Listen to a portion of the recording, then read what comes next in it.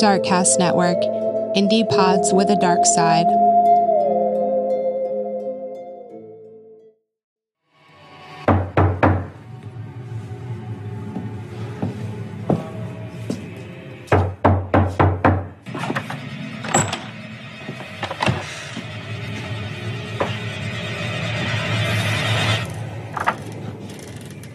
Hi. Hello? Is Tamara here? No, you got the wrong house. You sure?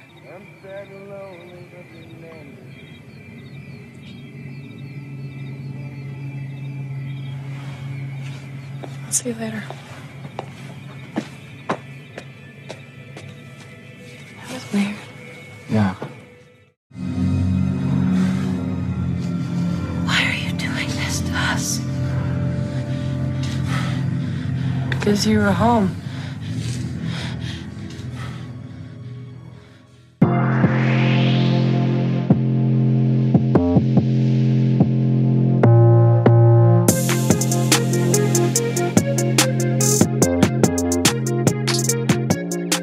Okay, so it really feels like October is doing like 70 in a school zone or something. I cannot believe it's almost the end of spooky season. Well, I mean, for normal people. Anyway, I mean, it's always Halloween in my soul, so. It is, yeah. But those rules don't apply to you. No, they don't. But that also means we are on our last Wicked Wednesday of the year. Yes. Sad, spooky noises. I've really enjoyed this. I really enjoy talking about Poltergeist, and, Scream is one of my all-time favorite movies. But I think that I've been looking forward to this one the most, and I'm pretty sure that's why we left it for last. Mm-hmm. It's not paranormal, and it's definitely not the goriest movie out there. It's the psychological factor that you can still be in danger, even in the comfort of your own house. That's so true. The thing that makes this so scary is the fact that it could actually happen. And we've touched on this before, like ending out the other movies we've covered. But this one hits in such a different way because you could see it actually happening. Yep. And that's what makes it so terrifying. Watching it back again definitely didn't scare me as much as it did the first time I watched it because I already knew it was going to happen. But it just had me kind of questioning every single decision they made along the way. And I watched it with Corey, and he was over there making his little comments, Of course. giving his little funny commentary. And I was like, oh, yeah, you're right. Why did they do that? Or whatever. Good choices were not made. They tried. No, they did Some good try. choices were tried to be made, but they were thwarted in the process. It's a mind bender for sure. And so, without further ado, for our final Wicked Wednesday of 2024, we are diving into the 2008 movie The Strangers, starring Scott Speedman and Liv Tyler, written and directed by Ryan Bertino. I'm Gina. And I'm Amber. And let's get into our final Wicked Wednesday about The Strangers. Okay, so this opening scene is always stuck with me. It's been one of my favorites. You just got this real deep-ass voiced man saying, what you're about to see is inspired by true events. According to the FBI, there are an estimated 1.4 million violent crimes in America each year. On the night of February 11th, 2005, Kristen McKay and James Hoyt left a friend's wedding reception and returned to the Hoyt family's summer home. The brutal events that took place there are still not entirely known. Fun fact, Gina looked up the statistic, since this was from 2008, and the statistic now is 1.23. Yeah, so it's million. gone down a little bit. That's still Yay, America. an uncomfortable amount. It's still way too many. It's still about 1 million too high. Yep. But, yeah.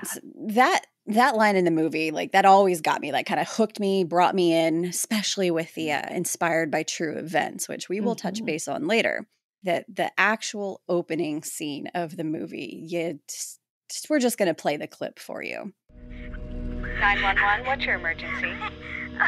911, what's your emergency? Are you there? There are people here. Okay, calm down. Where are you? What's your address? I don't know. Are you in danger? Yes. What's your name? Jordan. We need help. Okay, can you tell me what street you're on? I don't know where we are. Jordan, who are you with? We went in the house. We found people. You found who, Jordan? Who did you find? There's blood on the walls. Help us. Jordan, calm down. It's everywhere. Jordan, what happened? There's blood everywhere.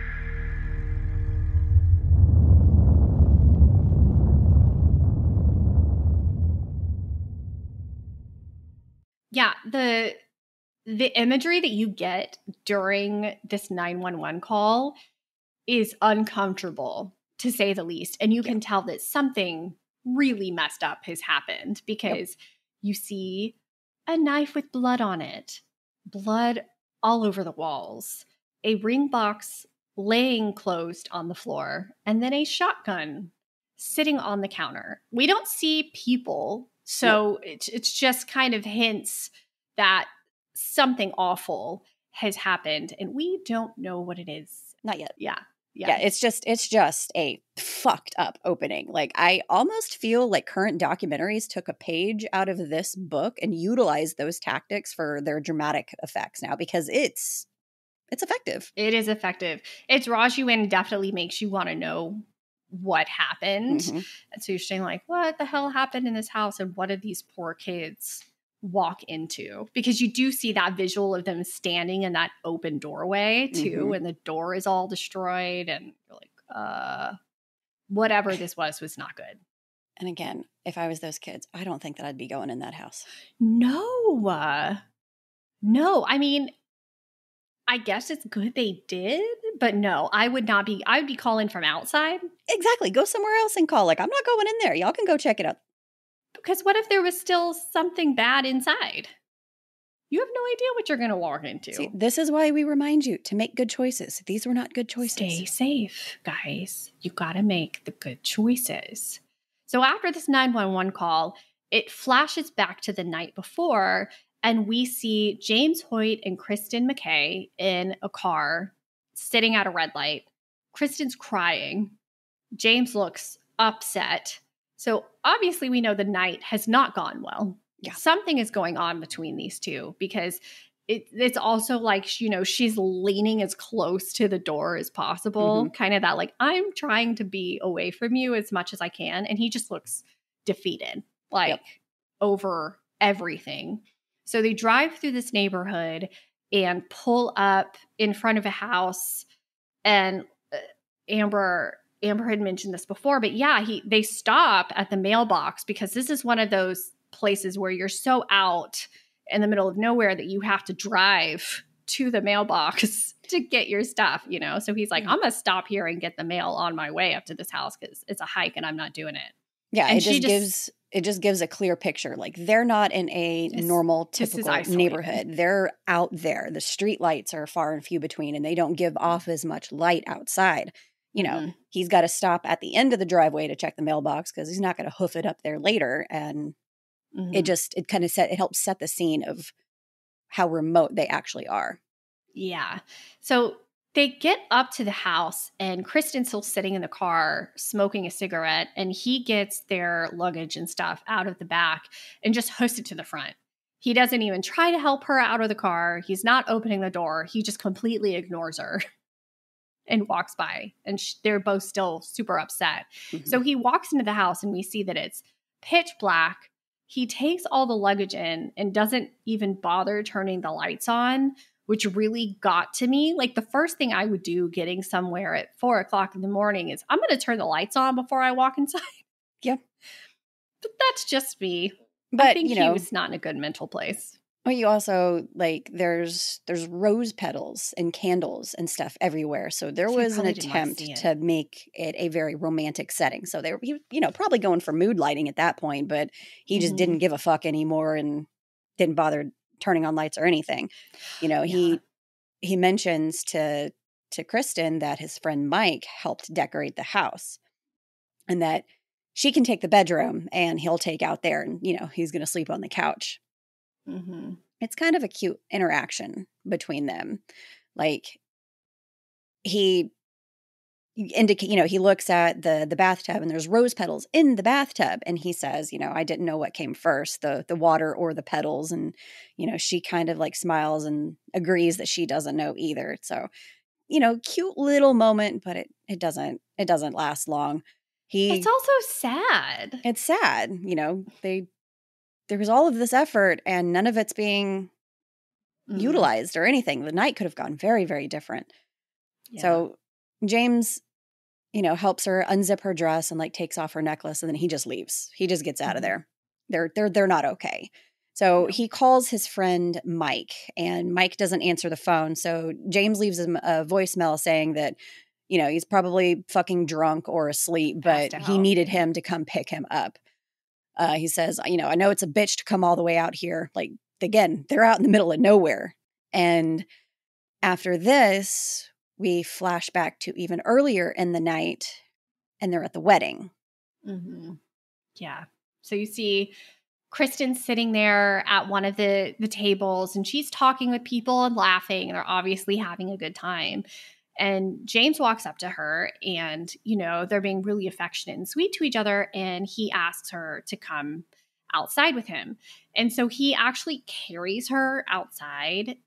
I'm sorry. I was like, what? Why? What is that? It was kind of, I think it was supposed to be meant all like romantic and cute and sweet. But I was just sitting there like, okay, what the fuck was that?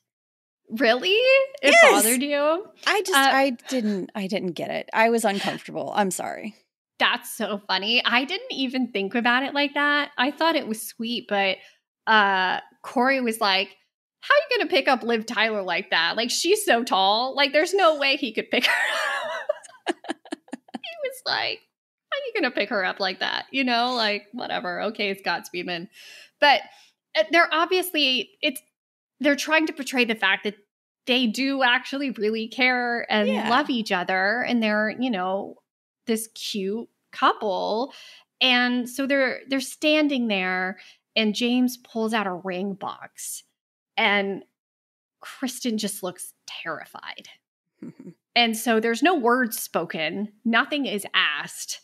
You can just see by the looks on their faces that this is not. It didn't go the way that he had hoped. No. And that's where that scene ends. Yep. So we go back to current. Kristen's getting dressed, and James is sitting at the dining room table opening up a freaking tub of ice cream. Yeah. Don't blame you, buddy. Just eat straight out of the tub. I wrote on my notes, James is eating Bluebell out of the container like a real emotional girly. Like, that is key. I'm just going to eat ice cream right out of the tub. Yep, exactly. So Kristen compliments, his efforts on the decorating the house. And there's a little bit of an awkward exchange with her trying to, give the ring back to him. And he says he can't take it back just to keep it. Mm-hmm. And then he starts drinking champagne straight out of the bottle. I would have done the same. Again, don't blame me, buddy. No. So, Kristen had taken a bath, right? And she put the dress on from that night instead of changing into regular clothes. She says it's the only night that she gets to wear it, and it makes her feel pretty. And he says she's pretty. And Kristen apologizes for how the night ended. So, things are not as uncomfortable. You kind of feel like there's a shift or something is, something's good happening. She just explains that she was just not ready to get married yet. And she lights up a cigarette. Like, she's got these coming out of nowhere. Like, every now and then I'm like, okay, where did that come from? You just have a magic cigarette. Like, okay. I know. I had to remind myself that this is 2008, So I guess smoking was a much more common thing to see in movies and stuff than it is now. Like, you don't really see it that much anymore. But I just never saw like an actual effort of her like reaching for the pack and taking it out. It's just all of a sudden there's a lit cigarette in her hand. I'm like, okay, cool. She's a sig magician. Yes, she is. Yeah. So James tries to walk away, and she stops him, but he turns away and walks away anyway and turns on some music. And my God, the music! I'm sorry. I don't have anything against country or like folky kind of music, but it adds to the creep factor in this movie. Like the specific songs chosen were real freaking creepy. And like this is one of them. So she goes to him and like hugs on his back, and it's cute, it's sweet, and you know they're hugging, trying to apologize. Yeah. And okay, so you know things kind of progress a little bit. You know they're hugging and like they're making up. You know you kind of feel like, oh okay, so the night's not going to end off terribly. Yeah. He says, "You are my girl." Like, you know, he's not going to give up. And the only note that I wrote, like, she's still wearing the dress, and he reaches up and like slides off her underwear. And the only note I wrote is, "Man, you're going to be kind of cold without those undies, Kristen." Like, just saying. And before they can really kind of move any further or anything happens, there's a knock on the door. Yeah. So they're trying to, you know, make up something in their evening and like be on better terms. And they look at the clock and it's 4:05. 4:05 in the morning. Like, who the freak is knocking at the door that early in the morning? Mm-hmm. And they knock again. Yeah. I would not be answering that door. No. But James does answer the door, and there's no peephole. So they can't look through and see who it is. So he cracks the door open, and it's this pretty blonde girl standing there in the dark because the porch light's not on and it won't turn on. He tries to turn it on, but it doesn't work. And she asks for Tamara. She asks if Tamara's home, and he's like, there's nobody here by that name. Like, you're in the wrong place. You got the wrong house. And she just stands there and stares at them. It says, "You sure?" Yeah. Like, yeah, I'm sure. Yeah, I'm sorry. See you later. Like, get on with your night now. And she just continues to stand there and look at him in a super creepy way, and then goes, "I'll see you later." And leaves. Okay, how about no? No. And then it pans to the tree line to show once again they're in the middle of nowhere. And it's not a singular creepy tree in this movie. No. There's multiple creepy trees Lots in of this creepy forest. trees. So, yeah. and James screws the light bulb back in, which that porch light was on when they got there. I missed that. Yes. Yeah. Nope. No, thank you. Wouldn't you be? I'd be a little sus at that point, but they're kind of just like, okay, that was weird. Whatever. Yeah. Yeah. But the moment was officially ruined and killed for them. Mm-hmm. Yeah. So then they're just hanging out, and she says she's going to try to sleep, and he says he's going to drive around for a while. Why? Kristen's out of cigarettes. Oh. So after they go back inside, after James screws in the light, they go back inside, and Kristen kind of like is messing with the cigarette pack on the table, and she says she's out of smokes. And James says, you know, I'll go get you some. And she's like, no, you don't need to do that. I'll just try to go to sleep. And he's like, no, you won't be able to. Yeah. I know you won't be able to go to sleep without him. So he's just going to go. He says he's going to light her a fire, and then he's just going to go drive, kind of clear his head and get out of there for a little while. Mm-hmm. And then he drops the bomb that, you know, he called Mike, and Mike is going to be there and pick him up in the morning, and he's going to leave her with the car, and she can take the car home. Yeah, because they were planning on going on a road trip, and he's like, yeah, I don't think that's a good idea. That's not a good idea anymore. And so he leaves, and it's just, it's normal, mundane, normal. Sure. But he's standing out in the front yard drinking straight out of the champagne bottle again before he finally leaves. Smart. Once again, don't drink and drive. I also want to say I don't feel like it was a good idea for him to leave her alone in that house after having a creepy encounter like that with somebody knocking on the door in the middle of the night. But that's just me. So yeah, Kristen's alone in the house. James has driven off, and she gets curious and opens the engagement ring box and puts the ring on, but then she can't get it back off. And while she's doing this, there's more really weird music playing. It's the music, man. I fucking hate it. Yeah, it's just creepy. It's creepy. It's perfect. It's perfect for the is. ambiance for the movie, but it doesn't make me hate it any less. Yeah. So now she's got the ring on and it won't come off. And she goes and opens a Corona. So she's drinking a beer, which I don't really blame her for. I would have been wanting doing a that beer. earlier. Yeah, in that moment. And then you hear one loud knock on the front door. Just one. Yep. And so she tentatively walks towards it. Why are we walking toward the loud knocking? And then you hear another loud single knock. And she keeps walking towards the door. And I'm like, no, what are you doing? Don't go open the door or see what's going on. This is terrifying. So she just says hello. Like she leans against the door and it's like, hello?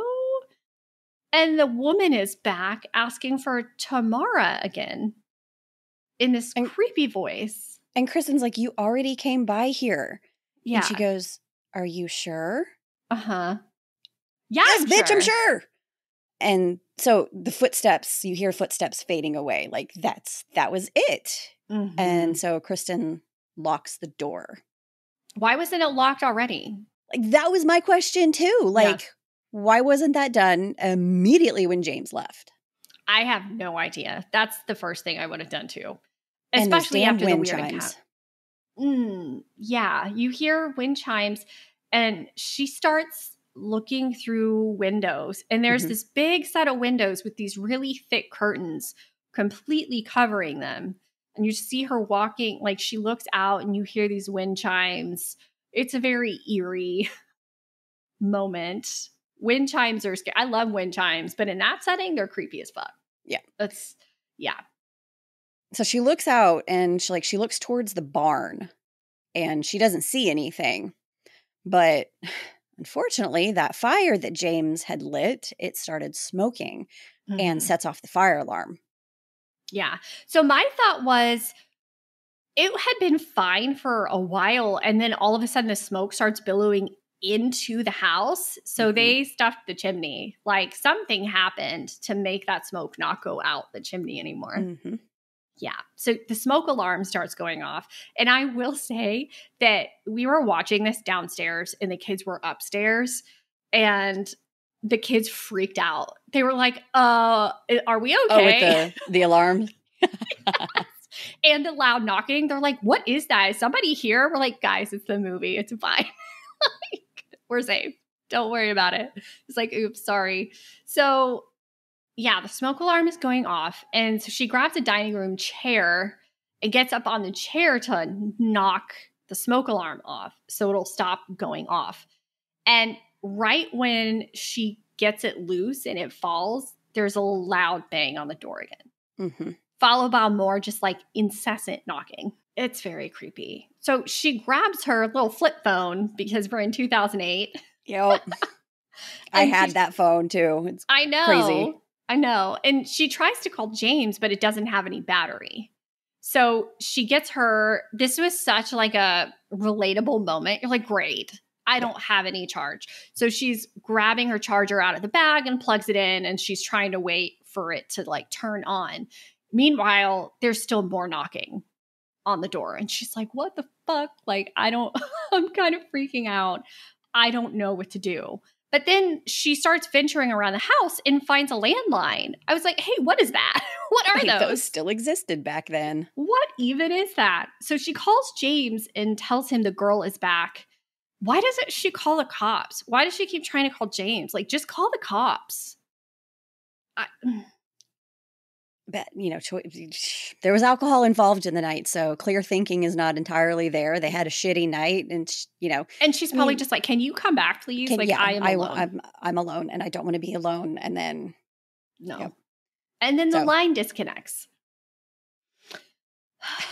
She lights up another cigarette. I said anxiety smoke break. Yes, exactly. She's stressed. She's finally changed out of that pretty dress at this point. So she's no longer feeling pretty. She's no longer feeling any kind of sort of relaxed or anything. No. And this is one of my favorite scenes in the movie. You know, it's like an old farmhouse, like a kind of a wood cabin feel to it. So it's pretty wide open. And she's standing in the kitchen or near the kitchen. It's like the living room, dining room, kitchen. Yeah, space. it's kind of like, because it's all like wide open, basically. And she's just standing there kind of looking around, smoking her cigarette. And in the scene behind her, just staring at her from a doorway, is this man wearing this creepy ass, like burlap mask over his face, just standing there. Yeah, in a suit. And this, you can't forget the suit. You know, he's dressed to Suit and impress as tie. well. And then the motherfucker disappears. Like, okay, he's in the house. Where did he go? And in my notes, I go, oh, the loud noise might be an indication of where he went. So Kristen starts calling out for James, thinking like maybe James had gotten home. And she goes and grabs a knife, like a good chef knife from the kitchen drawer. And she's visibly spooked and terrified now. As she should be. So she goes to grab the phone and tries to call probably James again instead of calling 911. She's trying to call 911 because you hear dun dun dun. Like it's not like a full phone number. Yeah, I don't remember that. So okay, so maybe she did. See, she tried to make a good choice and she was thwarted because the phone is dead. I wondered. I didn't remember when she takes down the fire alarm. Does it just fall to the floor? Yeah. Okay. There's another scene where she's like walking around and you see it on the floor and she walks by it. I didn't remember that, but that's what I thought because there's another loud bang on the door. And she goes and looks, and the chair that she had left to get the smoke detector down, the smoke detector is sitting on the chair. And of course, there's some like genuinely creepy scratching noises going on and like a door rattling. The chimes are ringing. It's like they're outside hitting the chimes with something metal. It's like a metal on metal sound. And then there's like this metal grating noise. Yeah. And she goes to the window. Literally in my notes, I say, no, don't do that. Stay away, Kristen. Yes. I said, why are you moving toward the sound? Why get away from the glass window? Yeah. Do not look through the curtains. Do not. No. So the noise gets super loud and she pulls the knife back. Like she's going to like using the knife, the tip of the knife to kind of like part the curtain to look out the window. And the noise gets louder. So she kind of like brings the knife back. But she opens the freaking window anyway. And that man in the mask is standing there. And of course, the record player playing the creepy ass music starts skipping at like the worst possible moment. Yes. She screams and she's scrambling backwards. And there's more banging in the house behind her. And she almost falls over a chair. And the front door starts opening slowly.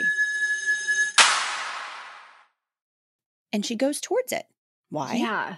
I don't know. We will never know these things. And there's a girl in a mask standing there.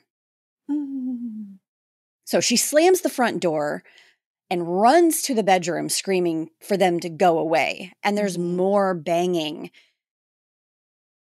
all over the house. Like we're talking from the front, from the back, from the sides. Like there's banging everywhere. So she runs into this bedroom and she gets the bedside lamp and she's trying to turn it off and she can't fucking turn the thing off because she's freaking out. So she just smashes it. I mean, okay, I guess that's one way to turn the light off. I mean, they're going to hear where you are with the smashing and the banging and whatnot. You're kind of giving yourself away, but okay. But whatever. So she hears the door open again and like she gets ready with the knife in her hand and the record player stops. Thank God. And she hears footsteps coming down the hallway slowly. But it's James. Yeah. James has returned and she's losing it. And, you know, there's people out there. There's people here. And he's like, you know, calm your ass down, woman. Like, so he decides to go out there and like check it out. And there's nobody out there. And so he calls Kristen out and, you know, she kind of like reluctantly comes And there's nobody around. They continue No. walking through the house. I think, was that a basement that they were in? A garage or something. Garage I'm kind of not basement, sure. but it was lowered because I thought basement. That's right. You're Because right. at one point she stands up and she's looking out a window outside. And so like the ground is almost eye level with you're her. right. The basement. But what they didn't see is when they're looking around, the camera pans over to the fireplace and Kristen's cell phone is in there. Yep. So when she goes over, they've established there's nobody in there. They've looked everywhere and James says it's okay. And so Kristen goes and stands on some stuff and is looking out the window outside. James says he left his phone in the car and he's going to go get it. Kristen says one of them came in the house and took her phone as well. But James doesn't believe her. He doesn't believe her. He doesn't believe her at all. And when they look back out the street, the girl disappeared. And it's the same girl that knocked on the door and asked for Tamara. Mm-hmm. You can tell by like her clothes, but she's got that creepy ass mask on. It's Dollface. Oh, I hate it. I hate it so much. So James goes out the front door. Why? And the glass on his car is just smashed, destroyed. And he continues to walk toward it. Why? Okay, let's go towards the danger. So he gets in the car, and I was actually surprised that it started. For a minute, I was expecting for it not to start, or them to have destroyed it. I was confused on that part because it looked like the car was already running. It already looked like the headlights were on. Oh, maybe. So it was already on. It could have been. So he gets in the car and starts to reverse it. And you just see this hand come out and lightly brush the back of his neck. Ooh, no. So he freaks out and gets out of the car. Yep. Rightfully so. And then you don't see the person again. It's just, that's it. That girl is in the street again. Yeah. And he asks her, what do you want? And there's somebody, you can hear footsteps, somebody running on the other side of the house. You see somebody run by him. And there's banging noises. And the girl's gone again. And he tells Kristen, and Kristen's on the front porch at this point, and he yells at her to get back in the house. Yeah. So James starts to walk down the street towards where the girl was standing. Why? Why? No. For why do you do this, sir? We keep going towards the danger. There's a door creaking noise. The ambience, it's just fucked. It is. Everything is creepy. Creepy bird sounds. Yes. Skittering, all the sounds. Yes. So James starts to walk back to the house, and I swear I heard some sort of whispering at this point. Really? I wrote in here, I was like, was that whispering? Oh, I missed that. So he gets into the house, and Kristen scares the shit out of him when he gets into the house. And he says, get ready, find your phone. We're getting the fuck out of here.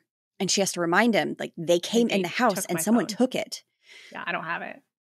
And so he kind of slows down a little bit. And when she had been running in terror earlier with the knife in her hand and smashing the lamp, she cut her hand pretty bad. Yeah. So James sits down and wants to check it out. And he makes an observation that since they had gotten there, he hasn't heard any dogs barking or cars driving up and down the street. It's just them and the strangers. Of course, Kristen's like, why are they doing this? I mean, I'd be asking that too, but nobody knows. Fucking no. You have to ask them. I actually had a crazy thought because the guy, I call him Scarecrow Guy because of the burlap sack kind of mask, in the suit and everything. I was like, was he at the wedding with them? How do they know that they're there? Because they knocked on the door? Yeah. Yeah, and they answered. But I was like, that guy has a suit on. Is there some sort of connection? Obviously. I think it's just, it just makes it a little bit creepier. Well, it does, yes. Yeah. It absolutely does. so they're talking, and then he's walking around and he finds a cell phone with the battery removed, and it's his phone. So now I think he believes her just a little bit more. He's starting to come around. Mm-hmm. So they walk out to the car to leave, and they get in the car, and they're backing out of the driveway. And then she's barefoot, by the way. Like, at this point, yeah, she was barefoot. Like, there was no, let's gather our stuff. They're just getting the fuck out. Yeah, I understand that.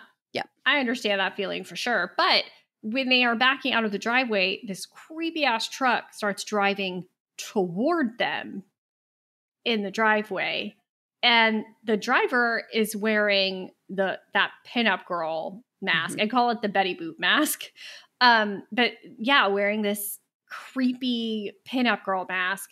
And they turn back around to the front, and they see the Scarecrow mask guy standing in front of them. Mm-hmm.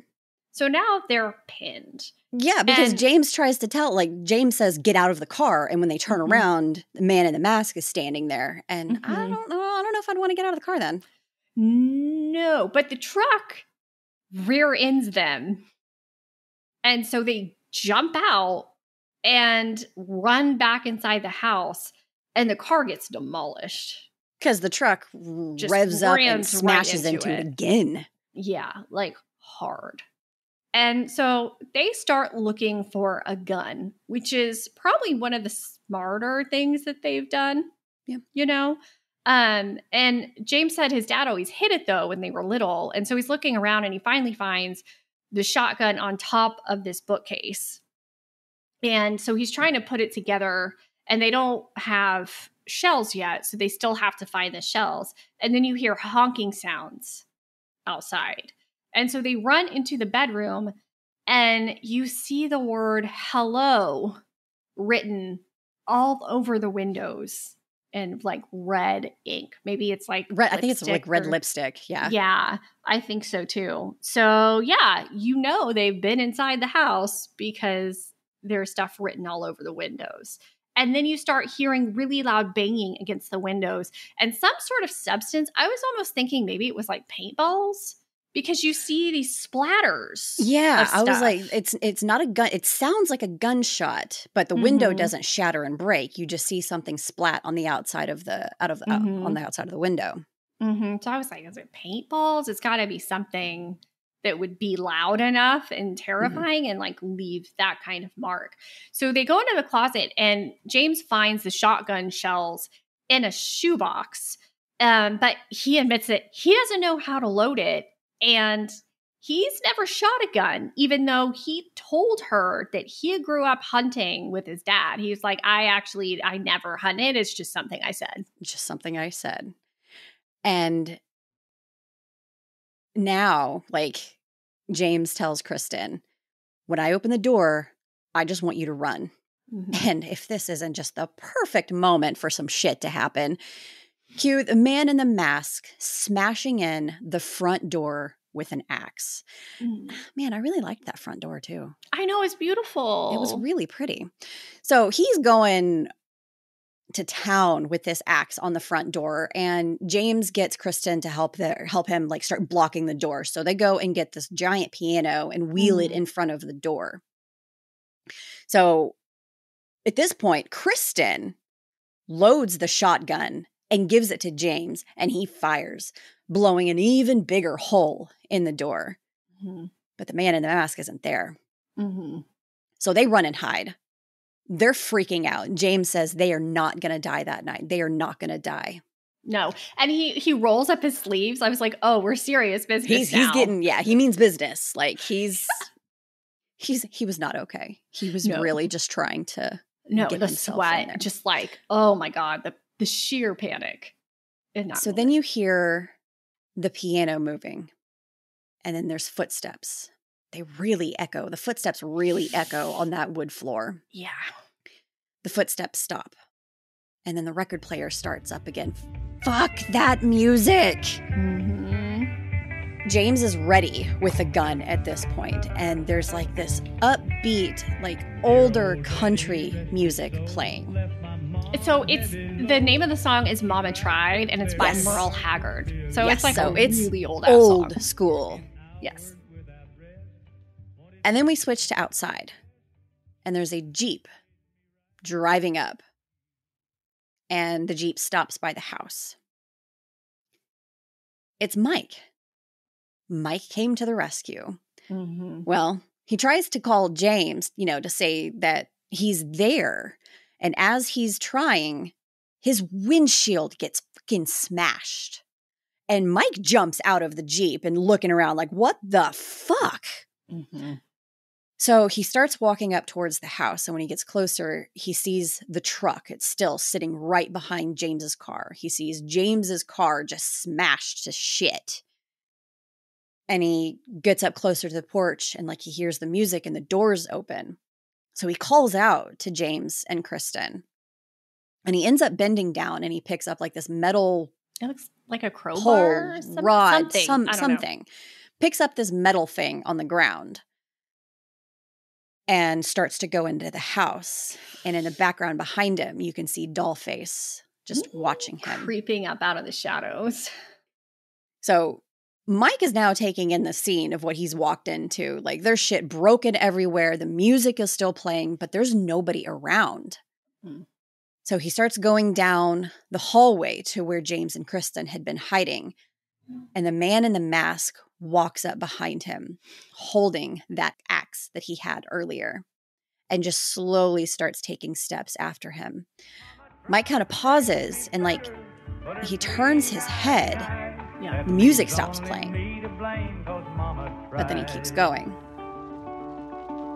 Mike just softly says hello when he gets to kind of where, near where James and Kristen are hiding. They're hiding in this hallway closet because that's where they had found the shotgun shells.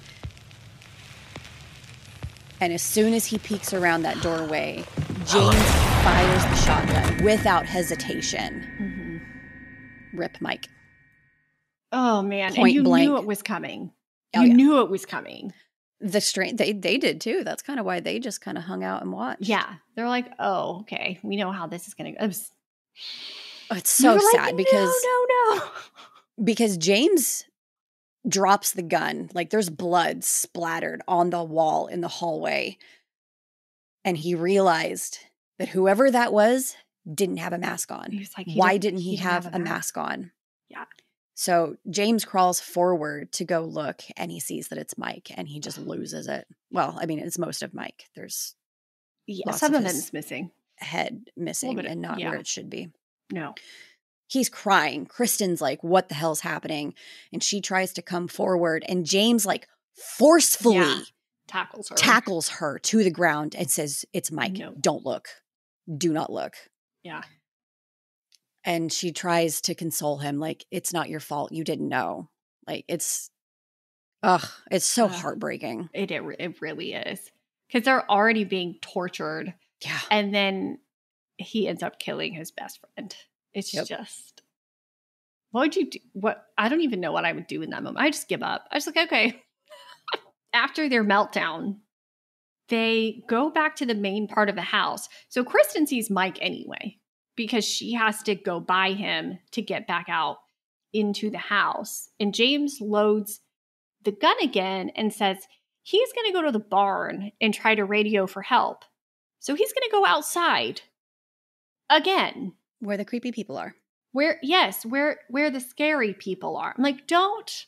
I understand, but don't. And you see the word killer written on the sliding glass windows. They're just fucking with him. Yeah. Yeah. And Kristen says she's going to come with him. And he says, absolutely not. You're going to stay here. Why? But she still kind of follows him outside and is standing on the porch. And I'm like, why are we both going outside, guys, and separating? You're leaving her with no protection because you took the gun. What are we doing here? Their brains are not okay at this moment. He goes to the truck trying to look around. I don't know if he's trying to look for the keys or if he's looking, maybe there's a phone in there or something. And then did he try to hotwire the damn thing? He's yanking on some wires or something. Maybe. And then just to fuck. And then, so that's when Kristen goes back in the house And then James sees somebody coming out of the barn. I think it's probably Pinup Girl. I think so. Yeah. And she has a flashlight. She's got a huge flashlight. And so James like lays down on the ground and like aims the gun to try to take a shot. And Pinup Girl shines the flashlight like over at him and like blinds him. And then you just hear these fast footsteps running up behind him. And it's the man in the mask. Mm-hmm. The camera goes back to Kristen, and all you hear is a gunshot go off. And so she's like, what the hell? And she goes to look outside. There's a swing set kind of just moving in the breeze. Another swing set. Oh, yeah. And so she just kind of sits on the porch and like kind of curls up. Like she's defeated at this point too. Like she's not okay. Mm-hmm. But my notes, all I said was love the creepy noises because it's just nonstop creepy noises. So much creepy ambiance. There's sometimes a mixture of complete silence, which is unnerving as well, and then just creepy ambiance noises. Mm-hmm. The man in the mask is inside the house, kind of where she just was, staring at the door where she went out of. And you can hear him breathing in this burlap mask. Of course, I'm sorry, burlap is thick. It's not going to be the easiest thing to breathe out of. And so he's got like this muffled, awful, awful sounding breathing. And you just hear him breathing. Yeah. It's unnerving. So she stands up and decides to make a run for the barn. And what happens in any of these scenarios where there's somebody running for their life, pitch dark, through the trees and shit? She trips and falls into some sort of ditch. Like, why? What? Don't. You're not thinking at that point. You're just, it's literally fight or flight, and her flight kicked in and she's just going. And so now she's injured. Badly. She's hurt her foot or her ankle or something, and she can't put any weight on it. So she pulls herself out of this ditch, and she's crawling on her hands and knees through the leaves. And you hear another gunshot and clattering sounds. Just creepy sounds.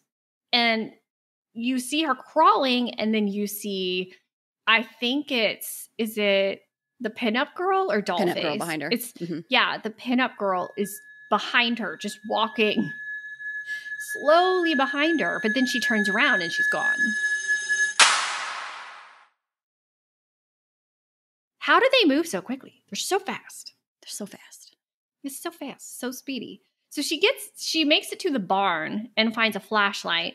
So she's looking around for James, but she can't see him anywhere. And she hears metal clanging, like they're hitting the outside of the barn. And she finds the radio, and she's tuning it to try to find some channel where she can make a connection with someone. And she's whispering hello in this panicked voice while crying and asking if anybody can hear her. And then you just hear this creepy feminine voice go, hello. Yeah. Oh, no.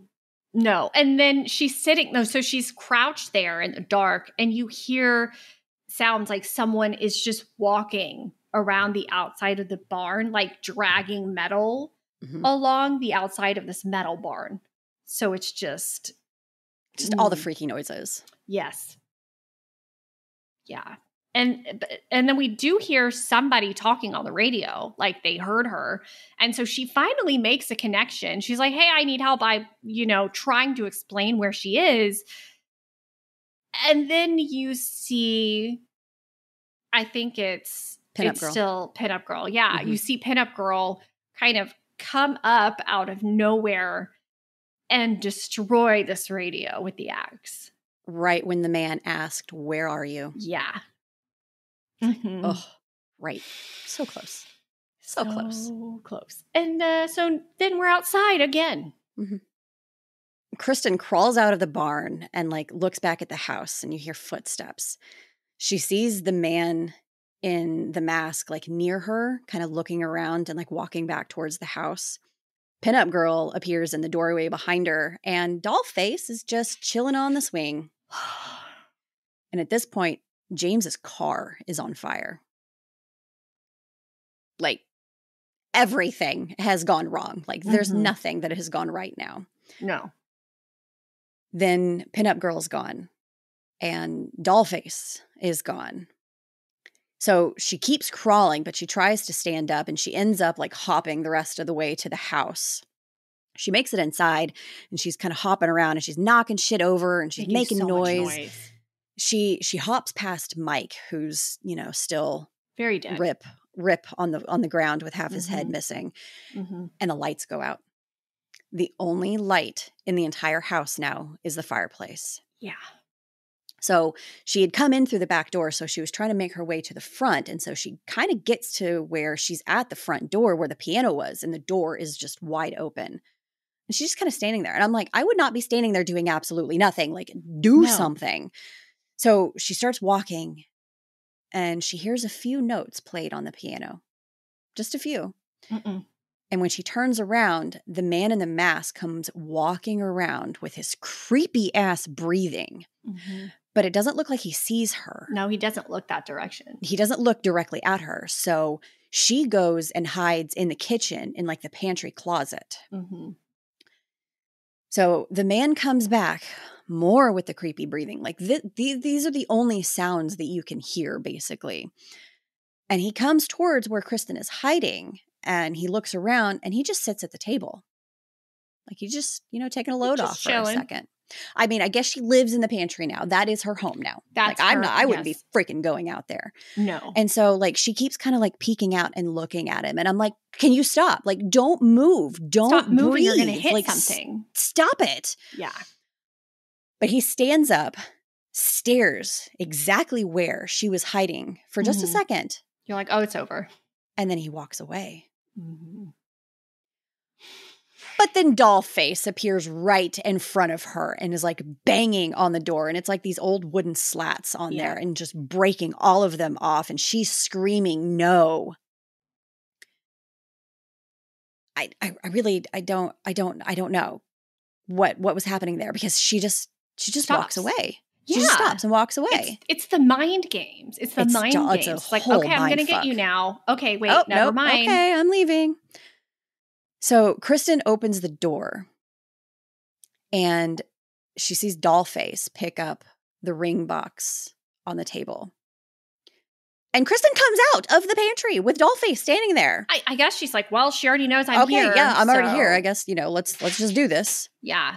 So Kristen, when she comes out, she says, he's going to kill you.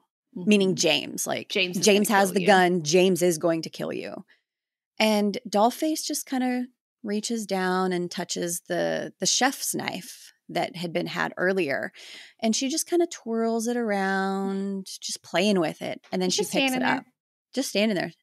And then she picks it up and starts slowly kind of walking towards Kristen. So Kristen starts looking for her own knife at this point. So she's rummaging through the drawers in the kitchen, and she comes out with I think it's like a steak knife. It's like, a steak knife. I mean, at least it's something, but it's better than nothing. But it's better than nothing. It's not going to do much. You know, Dollface is walking to her, and Kristen asks, why are you doing this to us? Dollface doesn't say anything. She just scrapes the knife along the bar. And then James comes flying through the hallway across from them, coughing. Like, he wasn't flying through the air like, da-da-da-da, I'm here to rescue you. No. He got his ass tossed. He got thrown. Yeah. The man in the mask is directly behind him, holding the shotgun. And so Dollface just says, you're going to die. And the way, like, they have... The man in the mask doesn't say anything throughout the entire movie. Dollface and Pinup Girl have very minimal lines, and the lines that they do say are creepy as fuck. So James yells for Kristen to run, and so she starts hobbling towards the front door, but hey, Pinup Girl's there. So she ducks into another, like, I think it was a bedroom, just another room or something like that, and shuts the door. She bangs on the window trying to get out, but she can't open it. She open. can't get out. And James is out there still with him, yelling for her to run. So the door opens slowly and she's yelling for James. The lights come back on and the man in the mask grabs her as she tries to come out of the room and just slams her into the wall in the hallway. He starts dragging her by the feet slowly down the hallway, and like she was knocked out, so she's starting to kind of wake up a little bit, and she like very weakly reaches for a door trying frame to grab something. She kind of goes out again, and then she grabs a door frame again, and then at this point, like, he's not stopping, he's just grabbing, he's just walking. And so she starts like trying to grab the floor, like her nails digging into the hardwood floor, and then there's a scream. And everything goes to black. Now it's daytime. It's not dark outside anymore. And you just see shots of this peaceful nature around the house. And James and Kristen are both tied up now to dining room chairs. And Kristen is back in her dress. So they changed her out of her jeans and flannel and put her back in her pretty dress. Yep. And the strangers are just standing there, all three of them, staring at them, not saying anything, just staring at them. And Kristen is obviously crying, and she asks why they're doing this to them. And Dollface says, because you were home. It's the only reason. They just happened to be there. So James and Kristen are holding hands, and James sees that Kristen has the ring on. Yep, she reaches over for his leg with the ring on, and they're crying. Ugh. Yeah, and he says, "I love you," and then the strangers take their masks off, but we don't see their faces. No. No. It starts with Dollface. She sets the knife down that she had been holding, and she takes off her mask. And then Pinup Girl is kind of standing behind over to the side, and so she takes off her mask. And then the man in the mask takes his off. And they always keep the camera angled to where you cannot see their face at all. No. But I wrote, like, they take their masks off because nobody's ever going to know who they are. Nope. Because they're going to die. Yep. So they're never going to be able to tell anybody. And it's just the fact that we didn't see their faces either. Was so unnerving. Yep. And then Scarecrow picks up the knife, and Kristen is begging. And then he stabs James in the stomach a couple times. And then one of the other strangers takes the knife. Pinup Girl. Yeah. Pinup Girl goes over, takes the knife, and stabs James again. In the chest. And they're James and Kristen are still just sitting there looking at each other and crying while they're getting stabbed. And so they start taking turns just stabbing them. And they stab Kristen too. Dollface gets the knife and stabs Kristen first. And it's the way they do it is so gingerly too. They're just like, it's very gentle. Yeah. Just slow. I'm like, what? And you're getting, while all of this is happening, you're getting flashes of just how peaceful it is outside. While you hear them crying and saying and no. sobbing and getting stabbed. Mm. So then we jump forward a little bit, and James is laying on the floor on his stomach, very clearly dead. His eyes are open. He's not moving. Mm-mm. And Kristen is laying on her back next to him with her eyes closed. Mm-hmm. So you hear a phone ring. It's Mike's cell phone that he had. It's just on the floor. And so Kristen wakes up, and she slowly kind of rolls over to start crawling down the hallway to get to the phone. Phone stops ringing, but then it starts ringing again. And so she starts crawling faster. There's blood everywhere, like all over her. You see there's a stab wound like in her chest. She makes it to the cell phone and she answers it, but there's no one there. So then she tries to call 911, and she hears a creak of the wood floor behind her. the man in the mask had come back. She rolls over and she just has her arms up, blocking her face, trying to protect herself, and she's just crying. All the man does is reach down, grab the phone, and he walks away. And she just collapses, and she's laying there next to Mike's body, and ugh. You know what?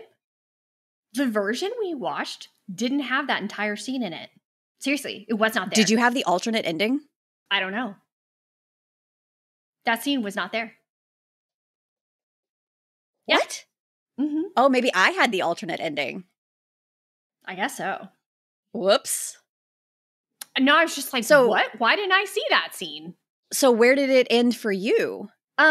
So you see the shots around the like outside and everything while they're screaming, and then it cuts to the Jehovah's boys? Witnesses walking. Oh, okay. So there's a little bonus for you. I got Yeah. the alternate ending. So yeah, that you're right.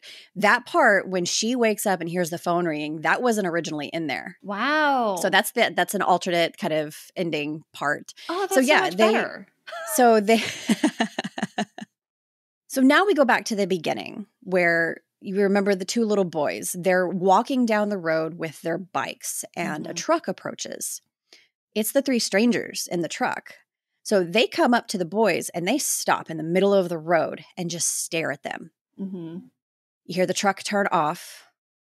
Dollface gets out and walks over around to them. And you just see the little boys just kind of staring up at her. Like, And she asks for a pamphlet. The boy asks her if she's a sinner. Oh, Jesus Christ, you have no idea, kid. Ugh. And her response is, sometimes. Sometimes. So he hands her a pamphlet. And she gets back in the truck. It starts and they drive away. Drive away. And as they're driving away, you hear Dollface say, "It'll be easier next time." And so now the boys are walking again, and we cut to everything that we had seen in the beginning, from them seeing James's car smashed up, to the door open, to the blood on the wall, to the shotgun on the counter, to the ring on the floor. Oof. And one of the boys ends up walking down the hallway, and he sees Kristen laying there next to Mike. Mhm. And he kneels down next to her and kind of like reaches out, like, I guess checking to Maybe see to- if she's yeah. alive or Check something. for a pulse or something. And Kristen all of a sudden wakes up and grabs him and screams. And that's the end. And that's the end. I said, That's wow, it. my heart has stopped. Thanks so much. I said, well, that's fucked. That's fucked. That kid is going to have PTSD for the rest of his life. for a very long time. Oh, man. So, like, it kind of implies that she may still be alive, but if you remember at the very beginning, deep voice man, no, she didn't make it. So No. at some point she succumbed, and Yeah. you know, and again, this is another movie that it like never truly genuinely frightened me, but it creeped me out for sure, Mhm. for obvious reasons. I remember when it was released back in May of 2008. I remember feeling the tension just building up from the start to the end. Like, it's, as we've said before, it's truly eerie It is. to feel the safety of your own home be stripped away, knowing something like this could truly happen Absolutely. at any time. Yeah, this is definitely one that just feels more real. I remember I was in my college apartment and I watched this at night. I can't remember if it was like with a roommate or something. And then she went home for a week and I was in my apartment by myself for a week. And my room was next to the front door. Nice. And I had a window that looked out at the front door. I didn't sleep for a week. I was terrified because I was by myself. Yeah. It's like, oh Yeah. God, I'm going to die. Somebody's going to show up and stab me to death in my apartment. And that's going to be it. It's over. Yeah. I think it had a lot to do with my mental state at the time. Yeah. That That's might have why. had a little bit of an influence on it. Yeah, but no, this one gets you because I mean, ghosties and poltergeists and the paranormal stuff, like, scary. It's creepy. But not realistic. Right. You know, Ghostface slasher movie. Kind of. Kind of. But this is just fucking torture. Yeah. And there are people crazy enough out there that would do something like this. We're going to talk about. Very much talk about the next episode. So yeah, this is only part 1. So be sure to come back tomorrow for part 2, where we will share some fun behind-the-scenes facts and a breakdown of what inspired writer-director Brian Bertino in the creation of the movie. Until then, stay safe. And make good choices. Bye.